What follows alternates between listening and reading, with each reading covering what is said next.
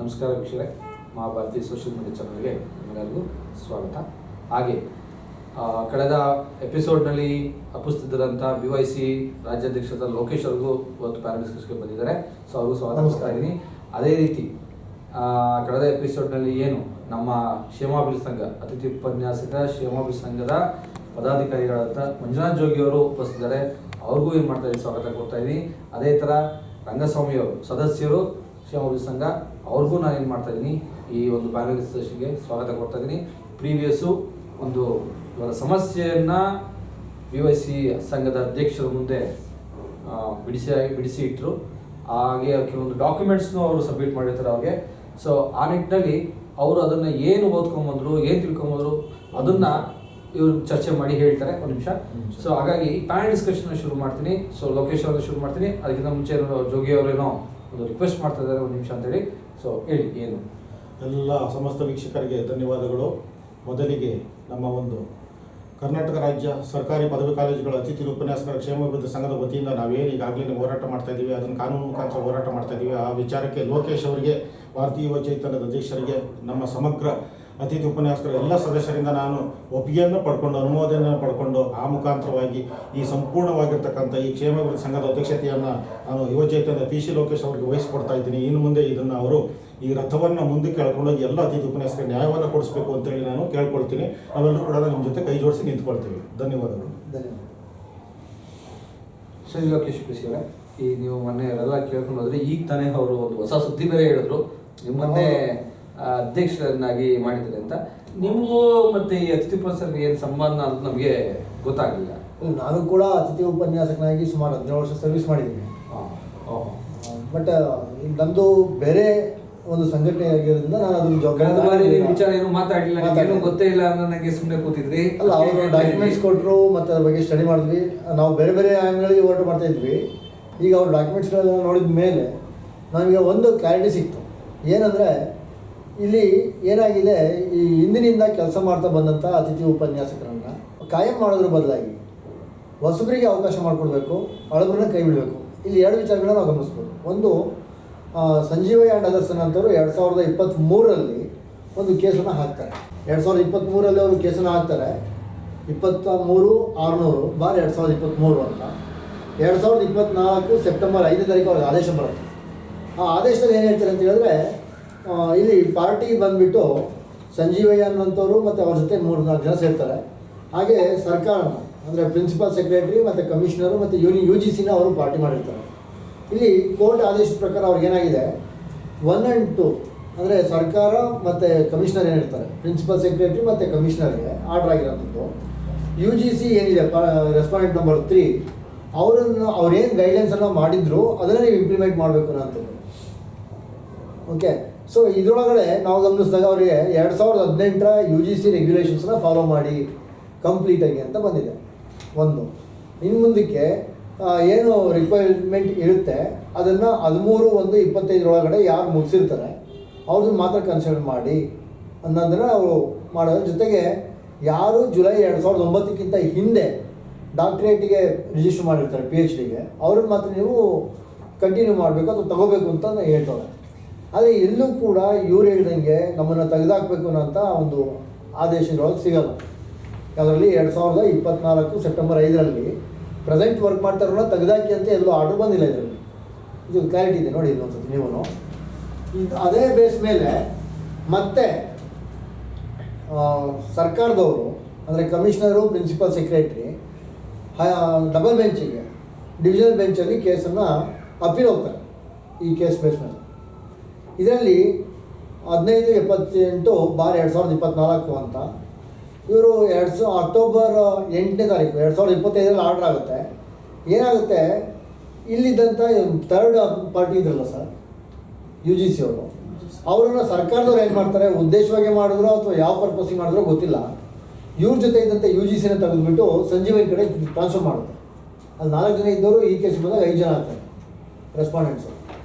ಸರ್ಕಾರದ ಕಡೆ ಇದ್ದಂಥ UGC ನೋಡಿ, ಇಲ್ಲಿ ನೀವು ನೋಡ್ತಾ ಇರ್ಬೋದು, ಸ್ಟೇಟ್ ಆಫ್ ಕರ್ನಾಟಕ ಕಮಿಷನರ್ ಇಬ್ಬರಿದ್ದರು. ಇದರಲ್ಲಿ ನಿಮಗೆ ಹಳೆ ಕೇಸ್ನಲ್ಲಿ state of Karnataka 1, commissioner 2, UGC 3 ಇತ್ತು.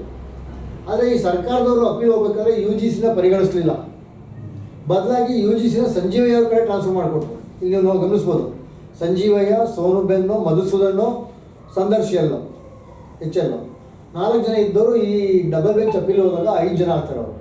ಅಲ್ಲ ಅದು ಕಾಮನ್ ತಾನೆ. ಈ ಇವ್ರು ಏನು ಮಾಡೋಕೆ ಇವ್ರು against U G C against ಹೋಗ್ಬೇಕು, ಯಾಕೆ ಎಗ್ನೆಸ್ಟ್ ಹೋಗ್ಬೇಕು? ಇಲ್ಲ ಇಲ್ಲಿ ಯು ಜಿ ಸಿ ಎಗ್ನೆಸ್ಟ್ ಹೋಗೋ ಅವಶ್ಯಕತೆ ಇರಲಿಲ್ಲ. ಇಲ್ಲಿ ಯಾಕೆ ಇವರು ಕೇಸ್ ಹಾಕಿರೋಂಥದ್ದೇನು, ಯು ಜಿ ಸಿ ಅವರು ಮಾಡಿರ್ತಕ್ಕಂಥ ನಿಯಮಗಳನ್ನು ಸರ್ಕಾರ ಪಾಲನೆ ಮಾಡಲಿಲ್ಲ ಅಂತ. ಸರಿನಾ? ಯು ಜಿ ಸಿನ ಸರ್ಕಾರದ ಪರವಾಗಿ ಹಾಕಿದ್ರು. ಯು ಜಿ ಸಿ ಮತ್ತು ಸರ್ಕಾರ ಮತ್ತು ಕಮಿಷನರ್ 3 ಜನ ಒಂದು ಕಡೆ ಇದ್ರು, ಆಸ್ಪಿರೆಂಟ್ಸ್ ಒಂದು ಕಡೆ ಇದ್ರು. ಸರ್ಕಾರದವ್ರು ಅಪೀಲ್ ಹೋಗ್ಬೇಕಾದ್ರೆ ಏನು ಮಾಡಿದ್ರು, ಆಸ್ಪಿರೆಂಟ್ಸ್ ಅನ್ನ ಪಾರ್ಟಿ ಮಾಡಬೇಕಾಗಿತ್ತು ಅಪೀಲಲ್ಲಿ. ಆದರೆ ಅವರಾಗಿನೇ ಯು ಜಿ ಸಿನ ಆಸ್ಪಿರೆಂಟ್ಸ್ ಕಡೆ ಕಳಿಸ್ಕೊಟ್ರು. ನೀವು ಅದ್ರಲ್ಲಿ ಗಮನಿಸ್ಬೋದು. ಆಸ್ಪಿರೆಂಟ್ಸ್ ಕಡೆಗೆ ಯು ಜಿ ಸಿ ಶಿಫ್ಟ್ ಆಗಿದಾಗ ಏನಾಯ್ತು, ಸರ್ಕಾರದ ಫೋರ್ಸು ಆಸ್ಪಿರೆಂಟ್ಸ್ ಅಂತ ಯಾರು ನಿಂತಿದ್ರಲ್ಲ ಅವ್ರ ಕಡೆಗೆ ಶಿಫ್ಟ್ ಆಯ್ತು.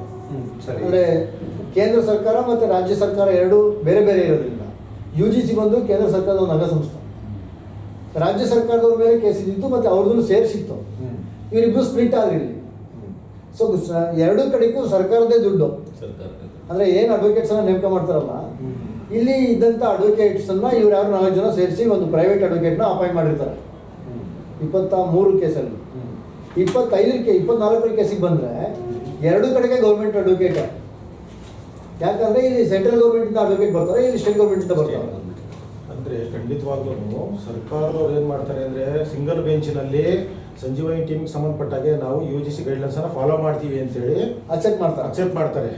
ಅದನ್ನೇ ಡಬಲ್ ಬೆಂಚ್ಗೆ ಹೋದಂಥ ಸಂದರ್ಭದಲ್ಲಿ ಏನು ಮಾಡ್ತಾರೆ ಅವರು, ಯು ಜಿ ಸಿನ ಶಿಫ್ಟ್ ಮಾಡಿ ಸಂಜೀವನಿ ಟೀಮ್ಗೆ ಅವರನ್ನ ಶಿಫ್ಟ್ ಮಾಡ್ತಾರೆ. ಮಾಡಿದ್ರು ಕೂಡ ಇಲ್ಲಿ ನೀವು ಹೇಳಿದ್ರಿ ಅಡ್ವೊಕೇಟ್ ಬರ್ತಾರೆ, ಅವ್ರು ಯು ಜಿ ಸಿ ಪರವಾಗಿ ಮಾತ್ರ ಈಗ ಯು ಜಿ ಸಿ ಎಗ್ನೆಸ್ಟ್ ಹೋಗ್ಲೇಬೇಕಲ್ವ ಸರ್ಕಾರ. ಈಗ ನಿಮ್ಮ ಸರ್ಕಾರ ಏನಕ್ಕೆ, ಯಾಕೆಂದ್ರೆ ನೀವು ಕೇಸ್ ಹಾಕಿರೋದೇನು, ಈಗ ನೀವ್ಯಾರು ಕ್ವಾಲಿಫೈಡ್ ಅಲ್ವಲ್ಲ.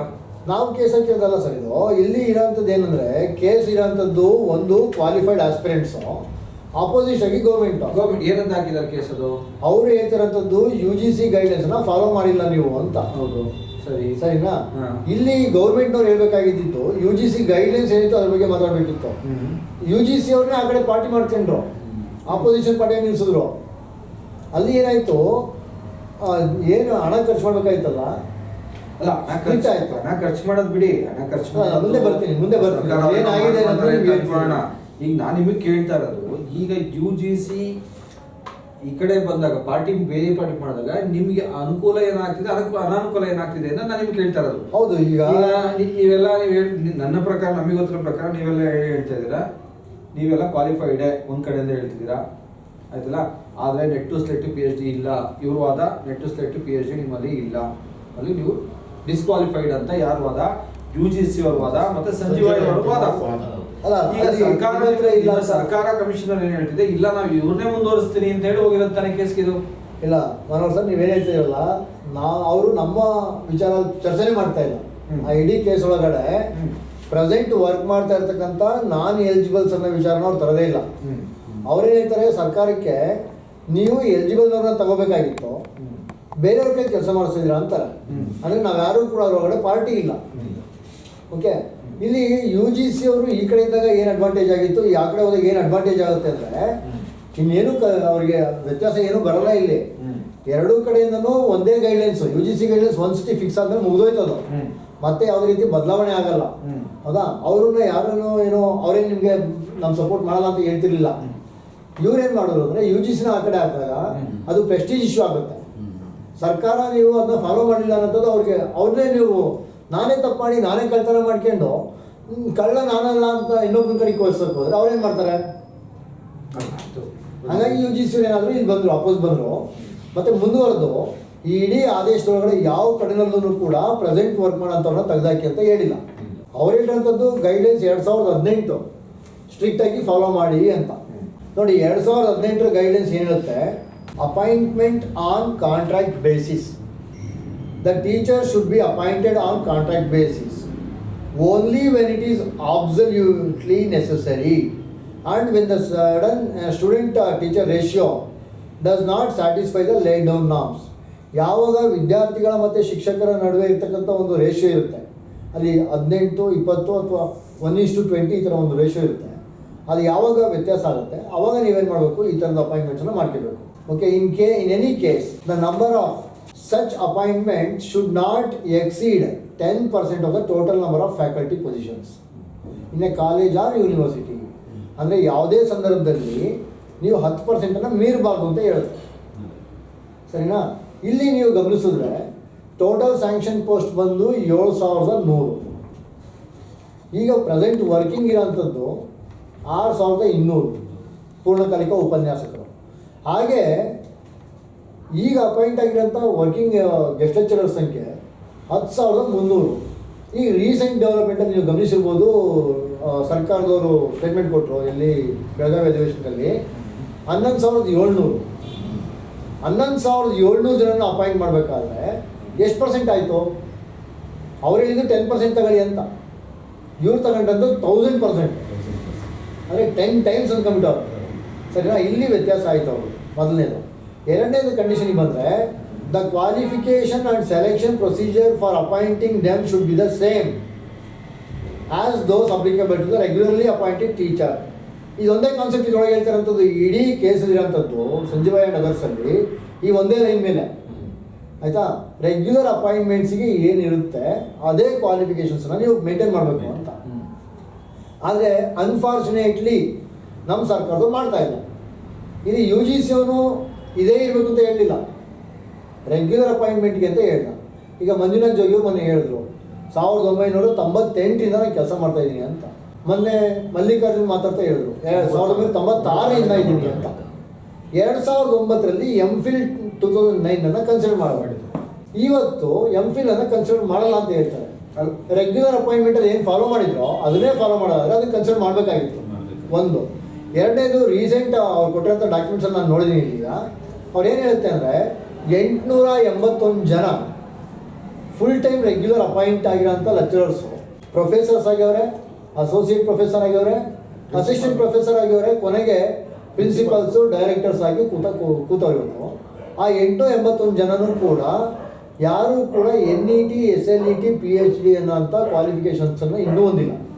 ಓನ್ಲಿ PG ಇದೆ. ಈ ಕೋರ್ಟ್ ಆರ್ಡರ್ ಹೇಳೋದು ಅದೇ ರೀತಿ ನಮ್ಮ ಕಣ್ಣಿಗೆ ಕಾಣ್ತಾ ಇರೋದು. ನಿಮ್ಮ ಪ್ರಕಾರ ರೆಗ್ಯುಲೇಷನ್ 2018 ಏನು ಮಾಡಿ ಫಾಲೋ ಮಾಡಿ ಎಲ್ಲಿವರೆಗೂ 25 ಒಳಗಡೆ ಯಾರು ಪಾಸ್ ಮಾಡಿದ್ರೆ ಅವ್ರನ್ನ ಕನ್ಸಿಡರ್ ಮಾಡ್ಕೊಳ್ಳಿ ಅಂತ ಹೇಳ್ತಾರೆ. ಬಟ್ ಯಾವುದೇ ಕಾರಣಕ್ಕೂ ಇದು 2018 ಹಿಂದ್ಗಡೆಯವ್ರ ಬಗ್ಗೆ ಮಾತಾಡಿಲ್ಲ. ಹೌದಾ? ನೀವ್ ಯಾಕೆ ಅದನ್ನ ಕೇಳಿಲ್ಲ? ಪಾರ್ಟಿನೇ ಇಲ್ಲಲ್ಲ ಸರ್, ನಾವೇನು ನೀವು ಯಾವ್ದಾದ್ರು ನೀವುಗಳೆಲ್ಲ ಕೇಸ್ ಹಾಕೊಂಡಿದ್ದೀರಾ? ಇವಾಗ ನಾವು ಬೇರೆ ಕೇಸ್ ಹಾಕಿದ್ದೀವಿ, ಅದರಲ್ಲಿ ಅವ್ರು ಬರ್ತಾನೆ ಇಲ್ಲ, ಏಜಿನೇ ಬರಲ್ಲ. ಸರ್ಕಾರ ಯಾಕೆ ಆರ್ಗ್ಯುಮೆಂಟ್ ಮಾಡಿಲ್ಲ? 2018 ಅವ್ರನ್ನ ನೋಡಿ ಏನಾಗಿದೆ ಸರ್ಕಾರದವ್ರಿಗೆ. ಬಟ್ ಯಾವುದೇ ರೀತಿ ನಿಮ್ಗೆ ಡಾಕ್ಟರ್ ಹೇಳ್ತಾರೆ 2009 ರಿಜಿಸ್ಟರ್ ಆಗಿರೋದ್ರಿಂದ ಮಾತ್ರ ಕನ್ಸಿಡರ್ ಮಾಡಿ ಅಂತೇಳಿ. ಅಲ್ಲಿಗೆ ಅರ್ಥ ಏನು? ಅವರು ರೆಟ್ರೋಸ್ಪೆಕ್ಟಿವ್ ನ ಏನ್ ಮಾಡ್ತದೆ, ಫಿಕ್ಸ್ ಮಾಡ್ತದೆ. ಇದು ಫಿಕ್ಸ್ ಮಾಡಿದೆ, ಬಟ್ ನಿಮ್ ಸರ್ಕಾರ ಏನಿದೆ ಅದನ್ನ ಸರಿಯಾಗಿ ಜಡ್ಜ್ ಮಾಡಕ್ ಬಂದಿಲ್ವಾ? ಇಲ್ಲ ನೀವು ಅವರಿಗೆ ಅದನ್ನ ಸರಿಯಾಗಿ ಮನವರಿಕೆ ಮಾಡ್ಕೊಳಕ್ ಬಂದಿಲ್ವಾ? ಏನೋ ಸರ್, ಇದು ನಾವೆಲ್ಲ ಮನವರಿಕೆ ಮಾಡ್ಕೊಳ್ಬೇಕಾಗಿರೋದು. ಸರ್ಕಾರದಲ್ಲಿ ಒಂದು ಲೀಗಲ್ ಸೆಲ್ ಅಂತ ಇರುತ್ತೆ. ಅವರು ಯಾವುದೇ ನ್ಯಾಯಾಲಯದ ಆದೇಶಗಳು ಬಂದಾಗ ಅದನ್ನ ಲೀಗಲ್ ಸೆಲ್ಲಲ್ಲಿ ಒಪಿನಿಯನ್ ಕೇಳ್ತಾರೆ. ಲೀಗಲ್ ಒಪಿನಿಯನ್ ಅಲ್ಲಿ ಅವ್ರು ಏನು ಲೀಗಲ್ ಒಪಿನಿಯನ್ ಕೊಡ್ತಾರೋ ಅದ್ರ ಬೇಸ್ ಮೇಲೆ ಅವ್ರು ವರ್ಕ್ ಮಾಡಬೇಕು. ಈ ಲೀಗಲ್ ಒಪಿನಿಯನ್ ಅಲ್ಲಿ ಕೂತಿರೋಂಥವ್ರಿಗೆ ತಲೆ ಇದೆಯೋ ಇಲ್ವೋ ನನಗೆ ಅರ್ಥ ಆಗ್ತಾ ಇಲ್ಲ. ಯಾಕಂದರೆ ಇಲ್ಲಿ ಕ್ಲಿಯರಾಗಿ ಹೇಳುತ್ತೆ, ಒಬ್ಬ ರೆಗ್ಯುಲರ್ ಅಪಾಯಿಂಟ್ಮೆಂಟ್ ಆಗಿರೋಂಥ ಟೀಚರ್ಗೆ ಏನು ಕ್ವಾಲಿಫಿಕೇಶನ್ ಇರುತ್ತೋ ಅದಿರಬೇಕು ಅಷ್ಟೇ ಇರೋದವರು. NET, SLET, PhD ಅಂತ ಹೇಳಿಲ್ಲ. ಇಲ್ಲಿ ಅರ್ಥ ಮಾಡ್ಕೊಳ್ಳಿ, ಕ್ಲಿಯರ್ ಆಗಿದೆ.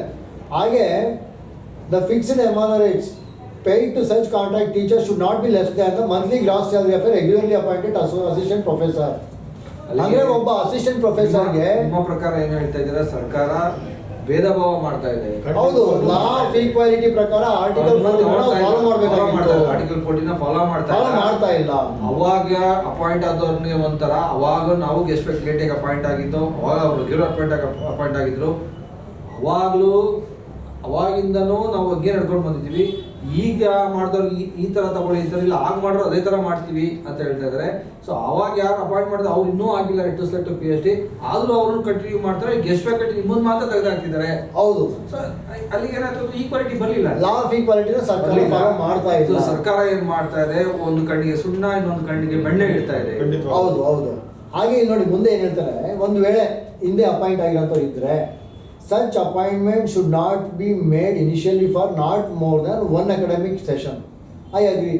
1 academic session ಇಂತ ಜಾಸ್ತಿ ಅಪಾಯಿಂಟ್ ಮಾಡಬಾರ್ದು. ಒಪ್ಕೊಳ್ಳೋಣ. ಹಾಗೆ and the performance of any such entrant teacher should be reviewed for academic performance before reappointing him or her on contract basis for other session. ಅಂದರೆ ಏನಾಯಿತು, ನೀವು ರಿಅಪಾಯಿಂಟ್ ಮಾಡ್ಕೋಬೇಕಾಗುತ್ತೆ. ಅವನೇನಾದರೂ ಪರ್ಫಾರ್ಮೆನ್ಸ್ ಸರಿ ಇಲ್ಲ ಅಂದರೆ ಮಾತ್ರ ನೀವೇನು ಮಾಡ್ಬೋದು, ಅವ್ರನ್ನ ಕೈ ಬಿಟ್ಟು ಬೇರೆಯವ್ರನ್ನ ತಗೋಬೇಕು. ಆದರೆ ಇವ್ರೇನು ಮಾಡ್ತಾವ್ರೆ, ಇಲ್ಲ ನಾನು ರಿಅಪಾಯಿಂಟ್ಮೆಂಟ್ ಮಾಡೋದೇ ಇಲ್ಲ, ಫ್ರೆಶ್ ಅಪಾಯಿಂಟ್ಮೆಂಟ್ಗೆ ಹೋಗ್ತೀನಿ, ಪ್ರತಿ ಬಾರಿ ಫ್ರೆಶ್ ಅಪಾಯಿಂಟ್ಮೆಂಟ್. ಯಾಕೆ? ಅದು ಹೊರಗಡೆ ಅಲ್ಲಿ ಸಮಸ್ಯೆ ಏನಾಗಿದೆ, ಫ್ರೆಶ್ ಅಪಾಯಿಂಟ್ಮೆಂಟ್ ಅಂದಾಗ ಬಂದರೆ ಹೊರಗಡೆ ಒಂದು ಸುದ್ದಿ ಓಡಾಡ್ತಾ ಇದೆ. ಏನು, ಯುವಕರಿಗೆ ಅವಕಾಶ ಬೇಡವಾಗಾದ್ರೆ, ನಾವು ಯುವಕರು ನಾವು ಇವಾಗ ಮುಗಿಸ್ಕೊಂಡು ಬರ್ತೀವಿ, ಹಂಗಾದ್ರೆ ನಾವು ಅವಕಾಶ ವಂಚಿತರಾಗಬೇಕಾ? ಸೊ ನಮ್ಮನ್ನು ಏನು ಮಾಡಿ ಪರಿಗಣಿಸಿ ನಮಗೂ ಕೊಡಿ ಅಂತ. ಇದಕ್ಕೆ ನಿಮ್ದು ಏನು ಹೇಳ್ತೀರಿ? ಅವ್ರು ಯುವಕರು ಮಾಡಿಬಿಡಿ. ಈಗ ಎಲ್ಲ ಇಲಾಖೆಗಳಲ್ಲೂ ಕೂಡ ಎಂಪ್ಲಾಯೀಸ್ ಇರ್ತಾರೆ, ಎಲ್ಲ ಕಡೆಗೂ ಆಸ್ಪಿರೆಂಟ್ಸ್ ಇರ್ತಾರೆ. ಹಂಗಂತ ಪ್ರತಿ ವರ್ಷ ನೀವು ತೆಗೆದಾಕಿ ಹೊಸಬ್ರಿಗೆ ಅವಕಾಶ ಕೊಡೋಕ್ಕಾಗುತ್ತಾ? ನೋಡಿ, ಒಂದು ಟೆಂಪರರಿ ಎಂಪ್ಲಾಯಿ ಎಗೇನೆಸ್ಟ್ ಟೆಂಪರರಿ ಎಂಪ್ಲಾಯಿನ ತಗೋಬಾರ್ದು ಅನ್ನೋಂಥದ್ದು ಸುಪ್ರೀಂ ಕೋರ್ಟ್ ಆದೇಶ ಇದೆ. ಹಾಗೆ experience is better than the qualification ಅಂತಲೂ ಕೂಡ ಇದೆ ಸುಪ್ರೀಂ ಕೋರ್ಟ್ ಆದೇಶಗಳು. ಈ ಆದೇಶಗಳನ್ನ ಅವರು ಗಮನಿಸಬೇಕು. ಮತ್ತು ಯುವಕರಿಗೆ ಅವಕಾಶ ಮಾಡಿಕೊಡ್ಬೇಡಿ ಅಂತ ನಾವು ಹೇಳ್ತಾ ಇಲ್ಲ. ಅವರು ಬೇಕಾದ್ರೆ ರೆಕ್ರೂಟ್ಮೆಂಟ್ ಮಾಡಲಿ, ಪರ್ಮನೆಂಟ್ ರೆಕ್ರೂಟ್ಮೆಂಟಿಗೆ ಬರಲಿ, ಅವತ್ತು ಅವ್ರು ಹೋಗಲಿ. ನಾವು ಎಂಟೈರ್ ಲೈಫ್ನಲ್ಲಿ ಬರೀ 2 ರಿಂದ 3 ಪರ್ಮನೆಂಟ್ ಅವ್ರು ರೆಕ್ರೂಟ್ಮೆಂಟ್ ನೋಡಿದ್ದೀವಿ. ಅಲ್ಲಿಯೂ ಕೂಡ ನಮ್ಮನ್ನು ಕನ್ಸಿಡರ್ ಮಾಡಲೇ ಇಲ್ಲ. ಈ ಒಂದು ಅಲ್ಲಿ ನೀವು ಗಮನಿಸ್ಬೋದು, ನಾವು ವರ್ಕ್ ಮಾಡ್ತಾ ಇರೋಂಥವ್ರು ಯಾರಿಗೂ ಸಿಕ್ಕಿಲ್ಲ ಕೆಲಸ. ಇಷ್ಟು ವರ್ಷ ನೀವು ಏನ್ ಮಾಡ್ತಾ ಇದ್ದೀರಿ? ನೀವು ಪರ್ಮನೆಂಟ್ ಮಾಡಿ ಹೋರಾಟ ಮಾಡ್ಬೋದಾಗಿತ್ತಲ್ವಾ ನೀವುಗಳೆಲ್ಲ? ಇಲ್ಲ ಮಂಜುನಾಥ್ ಸರ್, ಒಂದು ನಿಮಿಷ ಸರ್, ನಾನು ಮುಗಿಸ್ಬಿಡ್ತೀನಿ. ಇಲ್ಲಿ ನೋಡಿ, ನಾವು ಪರ್ಮನೆಂಟ್ ಮಾಡಬೇಕು ಅಂತ ಹೋರಾಟ ಮಾಡಿಲ್ಲ ಅಂತ ಅಂದ್ಕೋಬೇಡಿ. ಇವ್ರು ಕೊಟ್ಟಿರೋ ರೆಕಾರ್ಡ್ಸಲ್ಲಿ ಒಂದು ದೊಡ್ಡ ಫೈಲೇ ಇದೆ, 400-500 ಪೇಜ್ ಐತೆ. ಅದು ಎಲ್ಲವೂ ಬರೀ ಏನವೆ ಅಂದರೆ ಅವ್ರು ಏನೋ ನಮ್ಮನ್ನು ಪರ್ಮನೆಂಟ್ ಮಾಡಿ ಅಂತ ಸ್ಟ್ರೈಕ್ ಮಾಡಿ ಅಂತ ಮೆಮೊರಂಡಮ್ ಕೊಟ್ಟಿರೋಂಥವು ಅವನ್ನೇ ಬರೀ ಫೈಲ್ ಮಾಡಿದ್ದಾರೆ. ಅದು ಒಂದು ದೊಡ್ಡ ಥೀಸಿಸ್ ಆಗೈತೆ. ಆದರೆ ಸರ್ಕಾರ ಅದನ್ನು ಏನನ್ನೂ ಕೂಡ ಕನ್ಸಿಡರ್ ಮಾಡ್ತಾ ಇಲ್ಲ. ಈಗ ನಾನು ನೋಡಿದೆ, ಅವರು 2 ವಿಡಿಯೋ ಕೊಟ್ಟರು ನನಗೆ. ಒಂದು, BJP ಗೌರ್ಮೆಂಟ್ನವರು ಆಪೋಸಿಷನ್ ಇದ್ದಾಗ ಯಡಿಯೂರಪ್ಪ ಅವ್ರು ಬಂದು ಬೆಳಗಾವಿನಲ್ಲಿ ನಿಂತ್ಕೊಂಡು ನಾನು ನಿಮ್ಮನ್ನ ಪರ್ಮನೆಂಟ್ ಮಾಡ್ತೀನಿ ಅಂತ ಸ್ಟೇಟ್ಮೆಂಟ್ ಕೊಟ್ಟಿರೋಂಥದ್ದು ಒಂದು ವಿಡಿಯೋ ಕೊಟ್ಟರು. ಖಂಡಿತವಾಗಿ. ಹಾಗೆ ಲಾಸ್ಟ್ ಟೈಮು ಸಿದ್ದರಾಮಯ್ಯನವ್ರು ಇದ್ದಾಗ ವಿರೋಧ ಪಕ್ಷದಲ್ಲಿ ಕೂತ್ಕೊಂಡು ಆಪೋಸಿಷನ್ ಪಾರ್ಟಿ ಲೀಡರ್ ಆಗಿ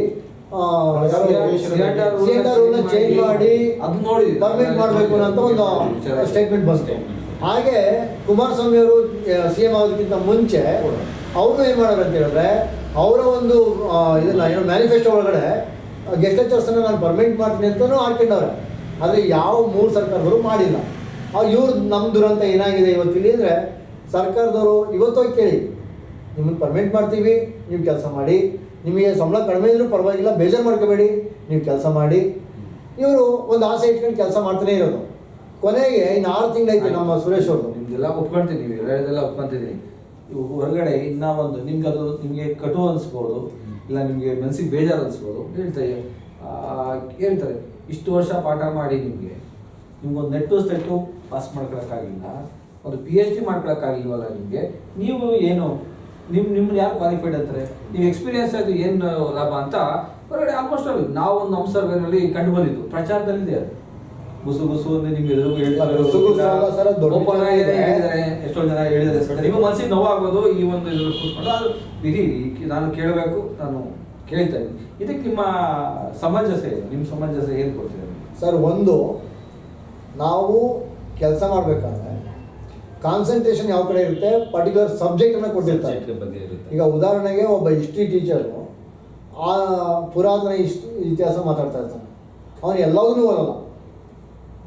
ಯಾವುದೋ ಒಂದು ಪಾಠನ ಅವ್ನು ಪಾಠ ಮಾಡಲಿಕ್ಕೆ ಏನು ಬೇಕೋ ಅದು ರೆಡಿ ಆಗ್ತಾನೆ. ಅವನ ವಿದ್ಯಾರ್ಥಿಗಳ ಸೇವೆಗೆ ಅವ್ನು ರೆಡಿ ಆಗ್ತಾನೆ. ಇನ್ನೊಬ್ಬರು ಒಂದು ಬಿಸ್ನೆಸ್ ಮ್ಯಾನೇಜ್ಮೆಂಟ್ ಸಬ್ಜೆಕ್ಟ್ ಅವರು ಬಿಸ್ನೆಸ್ ಲಾ ಕೊಟ್ಟಿದ್ರೆ ಆ ಬಿಸ್ನೆಸ್ ಲಾ ಬಗ್ಗೆ ಅವ್ನು ಸ್ಟಡಿ ಮಾಡ್ತಾನೆ, ಅದನ್ನ ಹೆಂಗೆ ಬೇಕೋ ಅವ್ನು ರೆಡಿಯಾಗಿ ಪಾಠ ಮಾಡ್ತಾನೆ. ಬಿಟ್ಟರೆ ಇಲ್ಲಿ UGC ಹೇಳುತ್ತೆ, ಒಂದು ಸಬ್ಜೆಕ್ಟಲ್ಲಿ 1 ಅವರ್ ಪಾಠ ಮಾಡಲಿಕ್ಕೆ 3 ಅವರು ಪ್ರಿಪ್ರೇಷನ್ ಆಗಬೇಕು. ಮತ್ತು ಅವನು ಕ್ವಶನ್ ಪೇಪರ್ ಸ್ಟಡಿ ಮಾಡಿಸ್ಬೇಕು, ಅಸೈನ್ಮೆಂಟ್ಸನ್ನು ಕೊಡಬೇಕು, ಜೊತೆಗೆ ಅವನ್ನೆಲ್ಲವನ್ನು ವ್ಯಾಲ್ಯೂ ಮಾಡಿ ಅವ್ನಿಗೆ ಇಂಟರ್ನಲ್ ಮಾರ್ಕ್ಸ್ ಕೊಡಬೇಕು. ಇವೆಲ್ಲ ಮಾಡ್ತೀರಾ ನೀವು? ಹೌದು, ಮಾಡಲೇಬೇಕು. ವರ್ಷದ 12 ತಿಂಗಳು ನಾವು ಕೆಲಸ ಮಾಡ್ತೀವಿ, ಮಾಡಲೇಬೇಕಲ್ಲ ಇವನ್ನೆಲ್ಲ. ಸೊ ನಾವು ಇಲ್ಲಿ ನಮ್ಮ ಟೈಮ್ ಏನಾಗ್ತಾ ಇದೆ, ಸ್ಪೆಂಡ್ ಆಗ್ತಾ ಇದೆ. ನಿಮಗೂ ಗೊತ್ತಿದೆ ಏನೋ, ಇವತ್ತು ಒಬ್ಬ ಜೀವತ್ವವಾಗಿರೋಂಥ ಆರೋಗ್ಯವಂತ ಮನುಷ್ಯ ಒಂದಿನದಲ್ಲಿ 8 ರಿಂದ 10 ಅವರ್ ಮ್ಯಾಕ್ಸಿಮಮ್ ಅವನು ವರ್ಕಿಂಗು ಮತ್ತು ಆ್ಯಕ್ಟಿವ್ನೆಸ್. ಇನ್ನು ಉಳಿದಂತೆ ರೆಸ್ಟಿಂಗೇ. ನಂದು ಅಂತಲ್ಲ, ಎಲ್ಲರದು ಅಷ್ಟೇ ಕಾಮನ್ ಆಗಿ, ಇವನ್ ನಿಮ್ಮದು ಸೇರಿದಂತೆ. ಹೌದಾ? ಇಲ್ಲಿ ನಾನು ಒಂದು ವಾರಕ್ಕೆ 15 ಅವರ್ ಕೆಲಸ ಮಾಡ್ತೀನಿ ಅಂದರೆ ತಿಂಗಳಲ್ಲಿ 60 ಅವರ್ ಮುಗಿದೋಯ್ತು. 60 ಅವರ್ಗೆ 4 ಅವರ್ ಪ್ರಾಕ್ಟೀಸ್ ಮಾಡ್ಕೋಬೇಕು. 3 ಅವರು 240 ಮುಂದೆ ಹೋಗುತ್ತೆ. ಅಂದರೆ ನನ್ನ ಏನು ಕಂಪ್ಲೀಟ್ ಆ್ಯಕ್ಟಿವ್ನೆಸ್ ಇದೆ ಸ್ಟೂಡೆಂಟ್ಸ್ ಕಡೆಗೆ ಹೊರಟೋಗ್ತೀವಿ. ಸೊ ನಾವು ಎಲ್ಲಿ ನಮ್ಮ ಎಜುಕೇಷನ್ಸಿಗೆ ಪ್ರಿಪೇರ್ ಆಗ್ತೀವಿ. ಹಂಗಂತ ನೀವು ನಾಲೆಡ್ಜ್ ಗೇನ್ ಮಾಡಬೇಡಿ, ಎಲ್ಲ ಸಬ್ಜೆಕ್ಟ್ ಓದಬೇಡಿ ಅಂತ ನೀವು ಹೇಳಿಲ್ವಲ್ಲ. ಓದಬೇಡಿ ಅಂತ ಹೇಳಿಲ್ಲ. ಏನು ಮಾಡೋದು, ನೆಟ್ ಸ್ಲೆಟ್ PhD ಮಾಡ್ಕೊಬೋದಾಗಿತ್ತಲ್ವ ನೀವು? ನೋಡಿ, ಓದಬೇಡಿ ಅಂತ ನೀವು ಹೇಳಿಲ್ಲ, ಓದಿ ಅಂತಲೇ ಹೇಳಿದಿರಿ. ಆದರೆ ಟೈಮ್ ಬೇಕಲ್ಲ, ಟೈಮ್ ಮಾಡ್ಕೊಬೇಕು. ಹೆಂಗೆ ಟೈಮ್ ಕೊಡೋಕ್ಕಾಗುತ್ತೆ? ಸ್ಟೂಡೆಂಟ್ಸ್ ನ್ಯಾಯ ಕೊಡೋಕ್ಕಾಗತ್ತಿಲ್ಲ. ಈಗ ಇವತ್ತು ಕರ್ನಾಟಕದಲ್ಲಿ ಕ್ವಾಲಿಟಿ ಆಫ್ ಎಜುಕೇಷನ್ ಏನಾದ್ರು ನಿಂತಿದೆ ಅಂತ ಹೇಳಿದ್ರೆ ಅದು ನಮ್ಗೆ ಎಷ್ಟೆಚ್ಚರ್ಸಿಂದಾನೆ. ನೀವು ಇದೆಲ್ಲ ವಾದ ಮಾಡ್ಬೋದು, ಅದು ಅದದ್ದು ಅಲ್ಲ, ವಾದ ಅಲ್ಲ ಸ್ವಾಮಿ, ಇದು ಫ್ಯಾಕ್ಟ್ ಹೇಳ್ತಿರೋದು ನಿಮಗೆ. ನಾವು ನೀವು ವಾಸ್ತವ ಅಂತ ಹೇಳ್ತೀರಾ, ನಾವು ಅದನ್ನ ವಾದ ಅಂತ ಹೇಳ್ತೀವಿ. ಇನ್ನು ಕೆಲವರು ಅದು ಬೇರೆ ಬೇರೆ ಪದಗಳೆಲ್ಲ ಹೇಳ್ತಾ ಹೋಗ್ತಾರೆ. ಅದು ಈಗ ಅವರವರ ಒಂದು ಭಾವನೆಗೆ ಅವರವರ ಒಂದು ಇದಕ್ಕೆ ಸಮಾಜ ಅವರು ಸಮರ್ಥನೆ ಮಾಡ್ಕೊಂತಿದ್ದೀರಾ ಈ ಮಧ್ಯೆ ಅಂತ ನಾವ್ ಹೇಳ.